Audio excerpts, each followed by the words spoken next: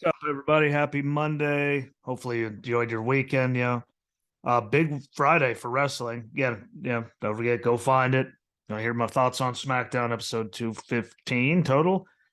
It's out as well. Discussing my thoughts on SmackDown and everything that happened there.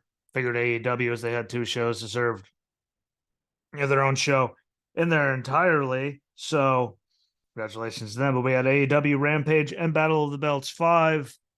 Uh I say Rampage started off with a bang and downhill from there, but they tend to do that a lot, and it's a shame. But again, we had Bryan Danielson, John Moxley teaming up to defeat Top Flight, and we all wondered where he was when his brother, because they were pushing him when Darius got hurt. Ooh, Dante. Darius was hurt, doing the singles thing. Then he vanished for a while. Then he came back and had the match with his brother when he was back from injury. Car accident. We all know how talented, Dante Martin is. And again, we all know that Darius is talented. We just, he had the injury, the car accident, and all that. I hope he can stay healthy because damn, that was a good match. Started out, killed everything, all expectations. And let them, keep going again. I don't say throw him right into the title picture just because they've had, good matches since he's been back. But their talent level is there, and get them on a good legitimate build. Don't just suddenly have them in the top 5. No, they've done nothing. Like, let them actually burn through a lot of teams, because that was super talented and they have the ability. They just need the right timing, and again, right luck, so no accidents happen, no one gets hurt. The fantastic thing, really enjoyed it. And again, it was a great way to start off the night. And I don't have a lot of hope going into Rampage. So, I mean, one good match is really all you can ask for in some situations. Like, that was really good to have. So I was glad to see that. Again, if you don't like it, comment somewhere and tell me it. But really good. Dr. Britt Baker, DMD, and the AEW Women's World Champion Jamie Hayter defeated the Renegades. I have to say the biggest thing I took away from that, regardless of everything, was Britt's entrance on the new set looked terrible. I wasn't watching it on the projector where it glitches out occasionally and it gets fuzzy. Like, I was on the big old TV, fancy TV, watching this one, and like all you saw was just the sparkles. Like, you could not make her out. You couldn't see. She turned around. You couldn't see anything. Like, that was absolutely abysmal, and that was my biggest point of the match, which is the problem. Until they zoomed way, got right up in there on her face, you couldn't tell what the hell it was. So they got to figure something out with that, because that looked like dog shit. Or they show sparks in the outline of something. Could have been anyone. You wouldn't have known. And they got everything going good. That didn't help with anything though. So it's sad. That's the big thing. But when are we going to see the Renegades again? And we're all just waiting for Britt to turn on Jamie. I think that's how it's going to happen. If it's the other way around, I don't think anyone would have actually saw that. So kudos to them. But see how that goes. They made it through the first 2 matches in the night without any interference, which is great because it took them until the end to finally do that.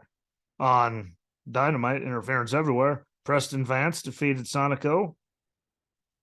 And yet another shocker for Friday night. Like, we didn't see him getting squashed. Thanks for that one, guys. No one saw that shit coming. And then almost made it the entire night, without anything until Maria got involved in the main event between Mike Kanellis and Darby Allin. Then the other guy got involved. Then the stupid happened. It was to be expected with him there for, that long. They all had to have their moment to be there. And, it wasn't the greatest match, but I still enjoyed it, even though we all knew going into it, no way, not a snowflake's chance in anything, that Darby was not walking out with the title after just winning it. But still, good show, good, decent way to end it. Again, not the greatest stuff in the world. Who expects the greatest stuff in the world from them? No offense to them, I don't. Yeah. So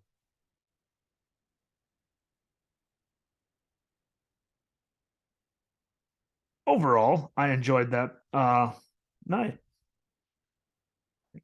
Not the greatest, not the worst. We've seen them do a lot worse.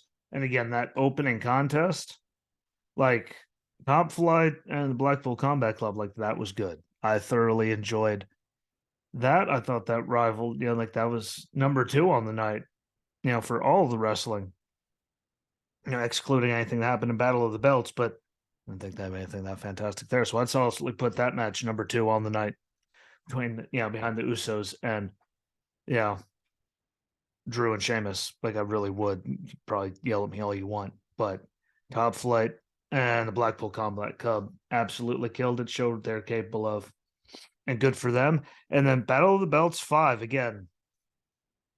There's a bunch of things I got from this, and some of it was about as useful as this thing is right here. Not very. Yeah, new software update. Certainly it doesn't work. Or do.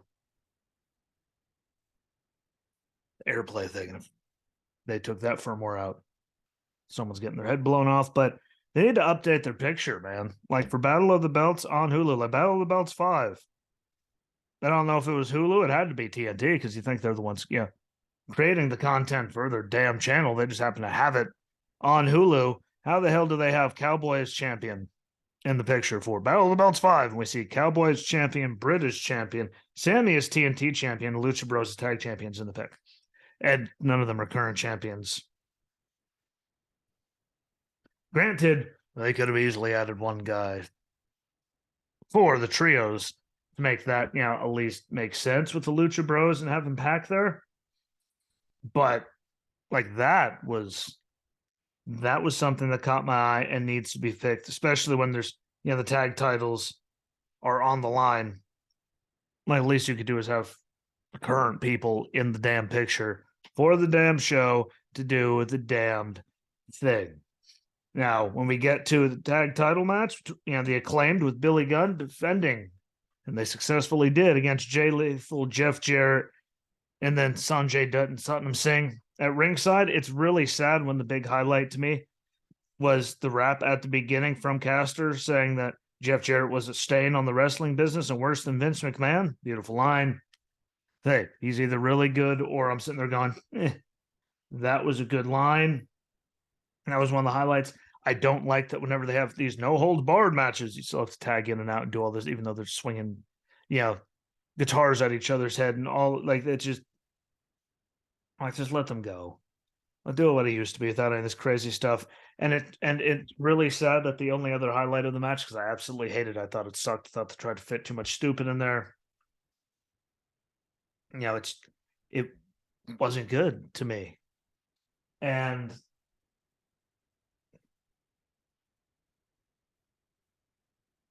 I think that Aubrey being the big highlight after all of that, when she came down to involvement at the end, it was just too much stupid. Like, I'm sorry. Like, they were stupid on Wednesday, and then they were stupid there when the Rap and Aubrey are the highlights. It's not a good sign. I didn't have high expectations going into it, but for the love of God, you didn't have to, work that hard to, you could have done something impressive. I didn't like it. Again, tell me what you think in the comments, share everything out. I thought it sucked.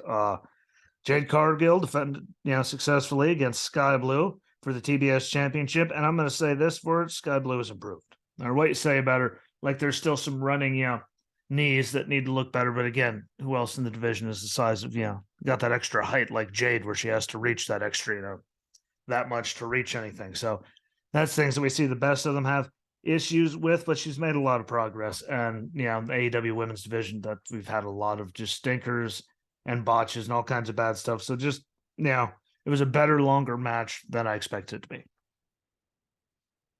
I'll put it that way. It was better and longer than I gave it credit for. So congratulations to them for that. And I want to see where the whole Red Velvet and Jade thing goes, as they're building it. I don't remember again them showing a single ounce of why the hell they were together in the first place when they started the baddies. But I'm curious to see what they're going to do with it to end it all out, even though I don't see, Red Velvet having a snowflake chance in hell winning the title and going over and all that. Pretty sure we all agree on that, but see what they're going to do with it. But regardless, improvement, and that's all they needed. They needed improvement. They knew they needed improvement. Like everyone knew they needed it. With some people like shitting on it worse than others, yes. Were there things that we all had to shit on much harder than we wanted to because it was that bad? Yes. But seeing any kind of improvement is a good enough thing for me. So hopefully we keep seeing it. And, we can move on to a better women's division, down the road. I don't think it's going to be, this year where it's going to be good, but, you could slowly see the progress. And even if it's only slow progress, that's better than no progress. So kudos to them for getting that. And then Orange Cassidy successfully defended the All-Atlantic Championship against Kip Sabian with Penelope Ford there. I thought they put a good match together. I don't remember seeing Kip Sabian ever wrestle before. Wrestle? Ever, just from what I've seen on TV in the years I took off, just because I couldn't afford cable or anything. So that was exciting to see. I will say that Orange Cassidy moved way too early for Kip to still do that bowling ball senton, whatever you want to call, into the corner. I mean, he was gone before he even took his last couple steps to flip. So that was kind of garbage. And the shenanigans, as we all expected. Danhausen showed up, the Butcher and the Blade showed up, the Best Friend showed up. Like all the idiocy that we expected through it all.